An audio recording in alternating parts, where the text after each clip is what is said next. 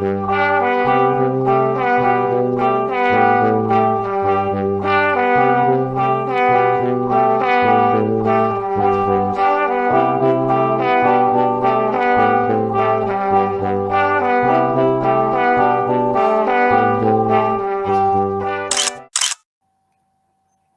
querida, alegria do encontro. Sou Nina Veiga e estou aqui no canal Paz e Bem a produzir conhecimento a partir da antroposofia da imanência, num ativismo delicado por uma estética da vida viva.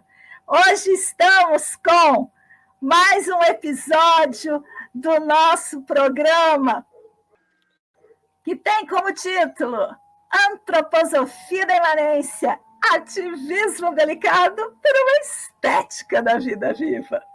E no programa de hoje temos Biografia e Processos Criativos 2. O episódio de hoje é Biografia e Dança. Estamos no 8º setênio, dos 49 aos 56 anos. E a nossa convidada querida é Olívia Gonzalez, aconselhadora biográfica, terapeuta floral, massagista, biodinâmica e aprendiz de astróloga. Ela reúne seus saberes de maneira criativa e sensível, oferecendo oportunidade de autodesenvolvimento. Seu trabalho é orientado para a percepção de si em atendimentos individuais ou em grupo, como palestras, rodas de conversa e vivências em que apresenta o panorama das leis biográficas para a observação da própria história de vida.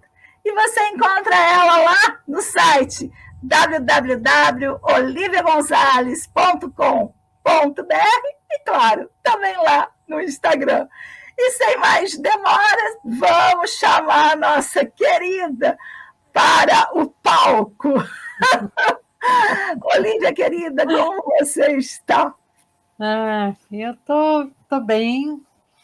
E aqui também espero que você esteja bem, né?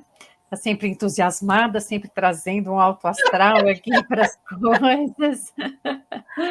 E eu também, na verdade, fico aí um pouco contagiada, né, com essa energia aí, para a gente estar realmente trazendo esses, vamos dizer assim, episódios da biografia, né, através dos setênios, nesses processos criativos, né, em que a gente realmente tem aí a oportunidade de estar respeitando o momento, né, sem perder essa visão do todo, né? Muito bem. Eu adorei o meu setênio de 49 a 56. Nossa, eu amei. Estou doida para saber que dança é essa que você vai trazer para nós. Gostaria que eu já colocasse sua apresentação? Já pode sim, né? Então eu vou. Deixa eu colocar você para cima aqui, eu fico aqui embaixo.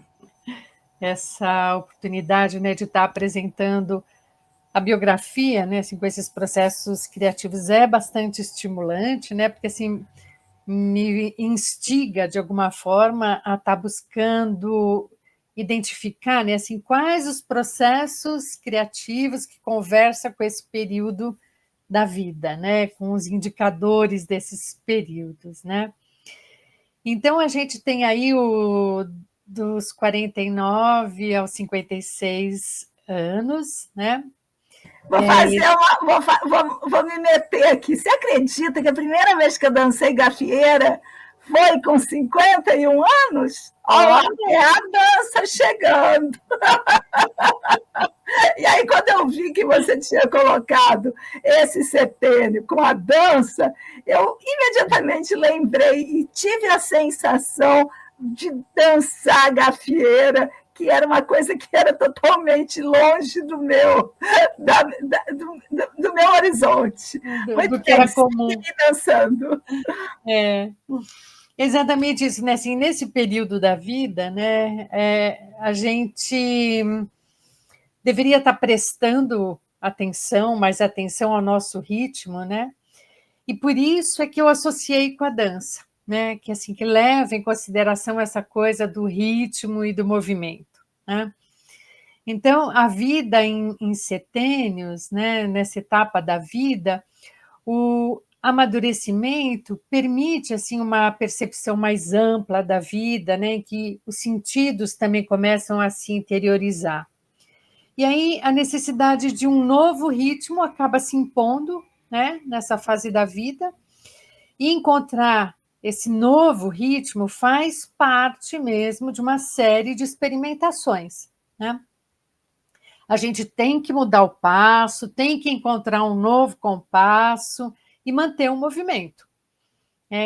Se na juventude, né, tem essa relação que a gente pode fazer, que se na juventude a atividade física ela era realizada para consumir energia, né, agora ela é realizada para gerar energia, né? Então, é bom lembrar que, se a gente deixar tudo como está nessa época, a gente corre o risco de acentuar o declínio físico que já se impõe, né? Então, Nessa época, nada fica como está. A entropia entra em ação. exatamente. E aí, então, a gente vê que nesse setênio tem assim uma relação também com o segundo, né? Tem um ponto de conexão muito evidente, que é a questão do ritmo, né? Então, assim como no segundo setênio a gente ganha um novo ritmo cardíaco mais veloz do que a gente tinha até aquela etapa, aqui no oitavo setênio acontece o contrário, né? Surge a necessidade da gente colocar um pouco o pé no breque, desacelerar, né? Porque o nosso coração também pede isso. É bom, e é bom a gente aprender a ouvir o que pede o nosso coração, né? Então, a gente está numa etapa em que tem a possibilidade de ouvir melhor o que se passa no nosso interior, né? E aquilo também que os outros nos comunicam. Então, assim, o que o mundo traz, né? Assim, quais são as coisas que chegam até nós, né? Então, prestar atenção nisso permite que a gente aproveite melhor as oportunidades. E esse conjunto de percepções nos garante um pouco mais de sabedoria na arte de viver mesmo, né?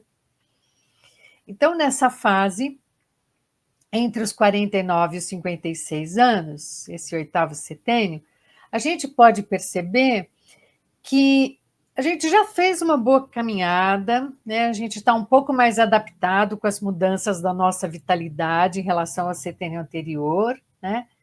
Embora, né, há quem relute com as mudanças que estão acontecendo no próprio corpo. E o corpo, além da sabedoria, ele tem algumas exigências, né? E ele faz com que a gente se adapte, às vezes, na marra, né? Então, a gente está aí nesse setênio, entrando na faixa dos 50, né? E se a gente não buscar, né, esse novo ritmo para a nossa vida, a vida há de encontrar um jeito de nos levar para isso, né? Então, antes que seja de uma forma muito dolorosa, né, vale a pena a gente encontrar esse novo ritmo, né, para si e para o outro, né, e com o outro, né, trazendo assim um novo movimento e ritmo na vida mesmo, né? Então, essa é uma fase em que a gente pode mudar, em que é possível reconhecer que a gente já experimentou vários ritmos, né? E agora, né? Assim, eu sou capaz de escolher seguir no meu próprio ritmo, né? Então, assim, nesse momento também é importante estar atenta às armadilhas, né? Para não se tornar refém das necessidades dos outros, né? Porque a gente, de alguma maneira, está um pouco mais disponível nessa fase para fazer o que precisa ser feito, para dialogar com o que está sendo solicitado, mas a gente não pode perder a conexão com a nossa realidade íntima, né? E buscar aquele equilíbrio entre o eu e o outro, né? Então, a gente tem aí um grande exercício que é o de incluir os outros e outras versões de si mesmo, né? É um momento assim muito especial para desempenhar o poder de colocar a sua vontade pessoal a serviço do despertar, do compromisso dos outros, o entusiasmo dos mais jovens, né? A vontade de servir a uma causa, né? Mas é da retaguarda que a gente se posiciona à frente das coisas. Essa é uma frase da Edna Andrade, né, assim, a aconselhadora biográfica desde sempre, eu acho. E eu achei muito Fala importante. de novo a frase para gente. É na retaguarda? É da retaguarda que a gente se posiciona à frente das coisas. Ah, muito interessante. Né? Porque a gente vai estar ali cuidando, né? Vai estar estimulando, mas a gente já não é mais, vamos dizer assim, a gente não está mais na linha de frente, né? A gente não está mais na linha de frente, né? Mas a criatividade, ela pode se expandir, né, no ambiente de trabalho, ela pode fazer com que eu me torne uma profissional mais acolhedora, ou que tenha uma liderança mais moderada, mais imparcial e inclusiva mesmo, né? Porque, assim, a gente tem uma atitude mesmo realmente de estar incluindo, né? Não apenas, né, os nossos filhos biológicos, né, que a gente, porventura, possa ter, mas muitas outras pessoas podem se Fiquei um aproximar da pouco gente. perdida. Você fez assim ou não? Não, não, não, ainda estamos nesse. Então é isso, né? Então a gente tem essa oportunidade de estar repassando a experiência da gente, né? Mas eu também não posso impor a minha experiência para o outro, porque senão as pessoas não se aproximam, as pessoas se afastam, né? E é isso, então a gente está aí nesse momento de aceitar dançar com o outro também, né? Se disponibilizar também para entrar no ritmo do outro, conhecer o ritmo do outro, né? E a dança, né, assim, quando em dupla ou em grupo, é isso, né? E se combinar e adequar os ritmos a cada passo, né? E retribuir é o top 10 dessa fase, né? Então, nessa fase, nessa etapa, tem uma coisa surpreendente, mas que é assim, aquilo que você é, aquilo que você desenvolveu, recebe um chamado, aquilo que você tem, é toda a tua história, assim, recebe um chamado, né, assim, para ser compartilhado, né, para distribuir, para retribuir para a vida, né? Você sabe que tem uma outra coisa que eu fiz nessa época, que tem tudo isso, tudo a ver com o que você falou. É, Eu fiz aulas, muitas, na universidade, de contato e improvisação. Você já ouviu falar? Contato e improvisação são os corpos, um grupo, duas pessoas, que você faz um gesto, a outra pessoa, a partir do seu gesto, faz outro gesto. E é bem isso que você está falando, colocar o corpo à disposição do contato com o outro. É lindo mesmo. é lindo mesmo. E aí a gente está no outono, né? E tratando do arquétipo dessa estação, a gente vai se deparar com os dias que vão ficando mais curtos em relação à noite, né? Que vai se contrapor exatamente com a primavera, que os dias eram mais longos. E aí a gente faz uma associação desse claro e desse escuro do dia, né? Com essa capacidade de se voltar para si, de se recolher, né, de refletir sobre si mesmo, que agora vai aumentando, né? E também tem esse estado de desprendimento, não só das folhas, né, como eu falei já no encontro anterior, mas dos frutos que amadurecem, né? Então, os frutos também começam a ser liberados, né? Eles estão prontos para serem compartilhados, né? Então, nessa época da vida tem a ver com isso, né? Assim, é uma etapa de doação, né? Esse oitavo setênio, a gente pode dizer assim, eu sinto que eu posso aprimorar a minha capacidade de doação, né? Eu posso, inclusive, me doar diferente do que eu sempre fiz, né? E aqueles frutos que não foram colhidos, que caem no chão, ultra maduros, mesmo assim a gente não desperdiça, né? Então é um momento também da gente manter a conexão com a pergunta: como é que eu me sinto? Né? E aí, essa etapa é regida por Júpiter, né? E ela possibilita assim uma visão mais ampla e geral da própria história, do sentido das coisas, da existência, daquilo que a gente vem vivendo. E dependendo do desenvolvimento, né, de cada um, é possível a gente dispor, né, da sabedoria, da própria sabedoria, para o mundo, né? Isso na melhor das hipóteses. Na pior, a pessoa ela pode continuar apegada às próprias necessidades ou às necessidades do grupo familiar, né? E desconhecendo realmente essa maravilha que é se colocar no mundo, compartilhar com as pessoas de um modo mais frouxo mesmo, né? Assim, um pouco mais liberta de obrigações, né? E então coloque esses talentos, o seu potencial a serviço do mundo, né? E para isso é importante mesmo procurar esse novo ritmo mais adequado a essas características físicas e emocionais do momento, né?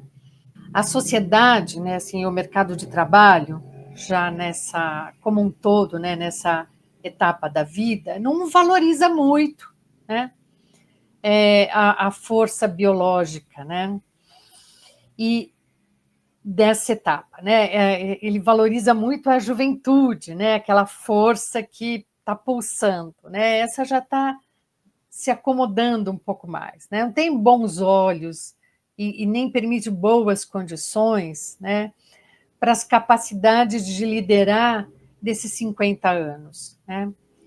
E isso, muitas vezes, pode trazer o sentimento de ameaça para a pessoa, de inutilidade, até de vazio, né?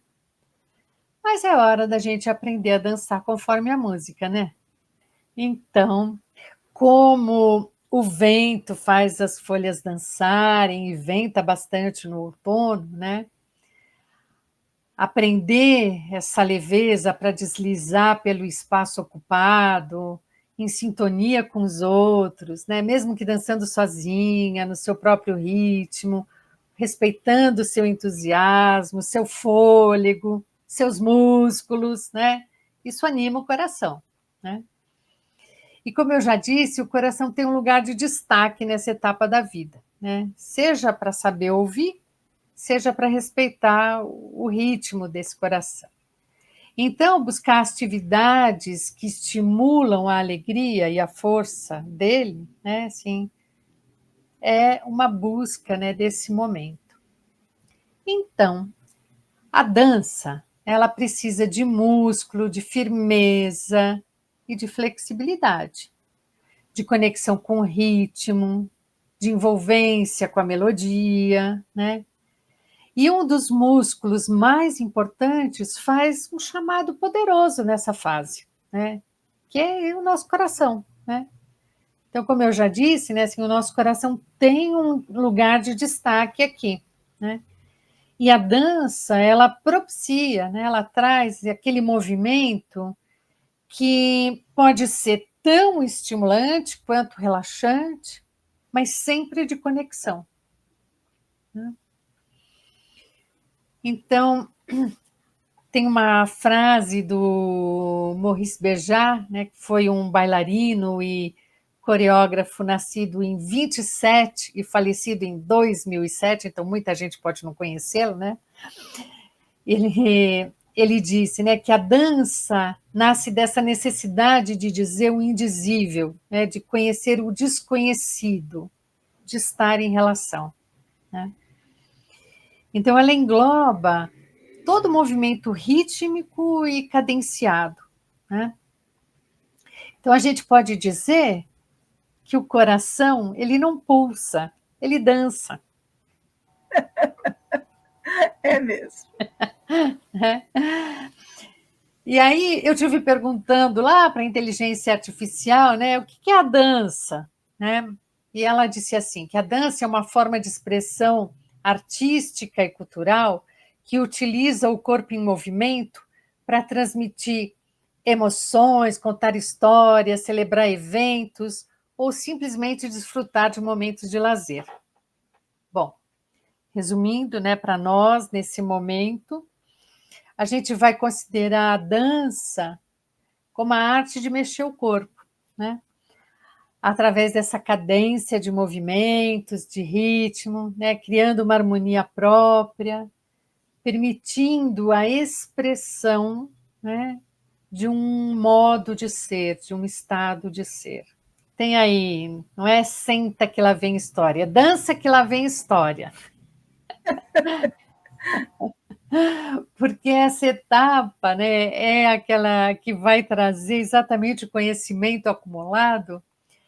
Então, é um resgate mesmo, né, assim, da história da dança, né, que a história da dança, ela tem o seu surgimento lá na pré-história, né, quando os homens batiam os pés no chão e depois eles foram descobrindo que eles podiam incrementar um pouquinho o seu ritmo, né, combinando com os passos, as palmas e aí criando outras coisas. Depois teve o surgimento das danças em grupo, né, que aconteceu através dos rituais religiosos, em que as pessoas faziam agradecimentos ou pediam aos deuses, né, o sol e a chuva, né?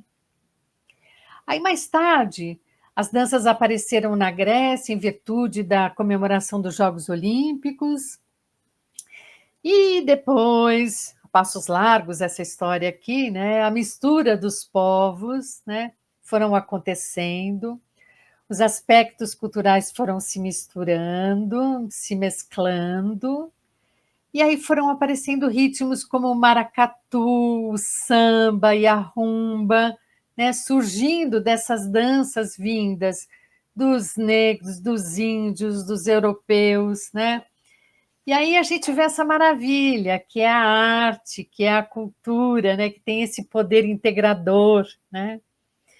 E esse é um grande aprendizado nesse processo da dança e dessa etapa da vida, né? Assim, é integrar as experiências, recriando as modalidades, outros ritmos, né, no encontro com o outro. E aí, dessa forma, a gente vai aprendendo a dar expressão para os nossos valores, para os nossos encontros, embalando, né, assim, um novo movimento de vida, às vezes mais solitário, às vezes mais acompanhado, seja por um motivo ou por outro, né? E cada vez mais, assim, a gente vai elaborando ritmos, né, a partir dessas nossas trocas e dessas nossas conexões, né?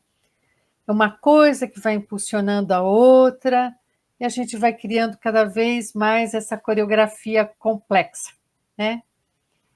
E tudo isso vai fazendo mesmo da dança essa atividade sanadora e enriquecedora, né? E seja lá como for, né, a gente também está aqui para descobrir os benefícios da dança. Então, alguns desses benefícios, né, que se você está pensando, né, em se desafiar para algo novo e se divertir enquanto cuida da saúde, né, então aqui está, né, essa atividade que pode estar vamos dizer assim, agraciando o seu corpo, a sua mente, o seu espírito, né?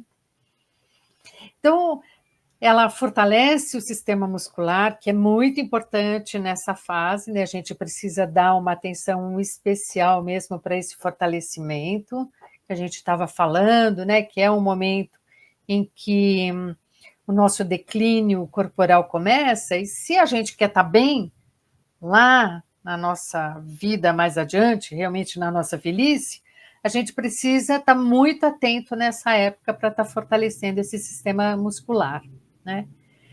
E também vai estar propiciando, né, assim, uma correção da postura, né?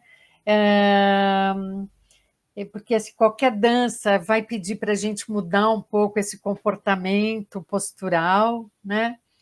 Então, é um momento da gente prestar mais atenção nisso. E eu errei aí nesse slide, repetir 2 vezes fortalece o sistema muscular, para ficar bem evidente. Pode escrever várias vezes. Ai. E fortalece o sistema cardíaco e respiratório, né? Por conta da atividade, mas por conta das pausas também que a dança permite, né? E então tem essa coisa da aceleração da respiração, né? Da frequência cardíaca, né? E que isso realmente ajuda a gente no dia a dia, né? Nas atividades mais corriqueiras mesmo. E aí melhora a memória, mantém o cérebro ativo, né? Porque é isso, a gente precisa de coisas para estar inibindo esse envelhecimento do cérebro, né? E a atividade física traz isso por si só, né? Mas a dança tem esse elemento de estar envolvendo movimentos dinâmicos, né? E ela tem uma conexão muito grande com a nossa experiência emocional, né? Então, tem uma isso ludicidade, né? é... Ai, eu adoraria fazer dança de salão. Eu nunca fiz. Nunca fez? Não, dança de Eu salão fiz nessa eu época. tive vontade, mas nunca fiz. Até dançava bastante, mas dança de salão nunca fiz. É uma coisa deliciosa de fazer, até para as velhinhas, que já estão alguns setênios à frente. É verdade.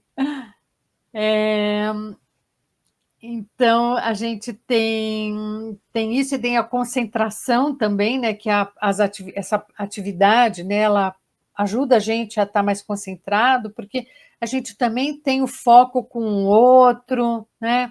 Ou porque a gente está em conexão com uma música, quer dizer, ajuda a gente a estar mais concentrado, né?